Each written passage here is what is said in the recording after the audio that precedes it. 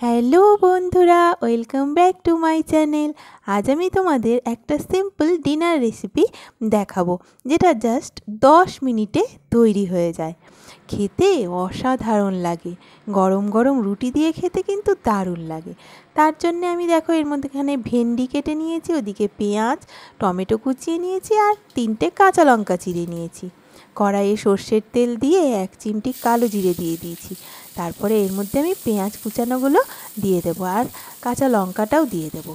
একটুখানি নেড়ে চেড়ে নিয়ে তারপরে আমি পেঁয়াজটা একটুখানি নেড়ে চেড়ে নেবো, হালকা একটু ভাজা ভাজা করে নেব। তারপরে আমি এর মধ্যে ভেন্ডিগুলো ছেড়ে দেবো।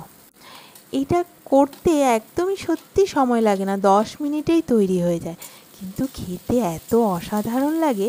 তার জন্য ভেন্ডিগুলো একটুখানি কচি কচি হলে খুব ভালো হয়। ব্যাস, তারপরে আমি ভেন্ডিগুলো দিয়ে একটু নেড়ে চেড়ে নিয়ে আমি টমেটো কুচিটাও দিয়ে দিলাম। এইবার আমি পরিমাণ মতো লবণ হলুদ দিয়ে দেব। কোনো রকম জল দেব না। এর মধ্যে একটু চাইলে তোমরা রসুন দিতে পারো। আমি একবার রসুন দিয়ে করেছিলাম, আজকে রসুন দেব না, সে রসুন ছাড়াই করছি। রসুনটা দিলেও ভালো লাগে।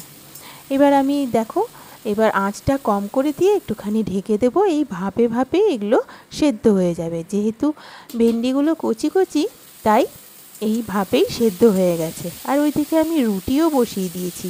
গরম গরম খেতে যা ভালো লাগে না রুটির সাথে, ওই কারণে আমার রুটি আর এইদিকে এই ভাজাটাও একদম একবারে তৈরি হয়ে যাচ্ছে। তা আমি দেখো ঢাকা তুলে নিয়ে একটুখানি নেড়ে চেড়ে বেশ ভালো করে কষিয়ে নিলাম। একটু সময় ধরে 3 থেকে 4 মিনিট ধরে আমাকে একটু কষিয়ে নিলেই খুব সুন্দর হয়ে যায় ভাজাটা। এই দেখো, ভাজা কিন্তু আমার একদম রেডি।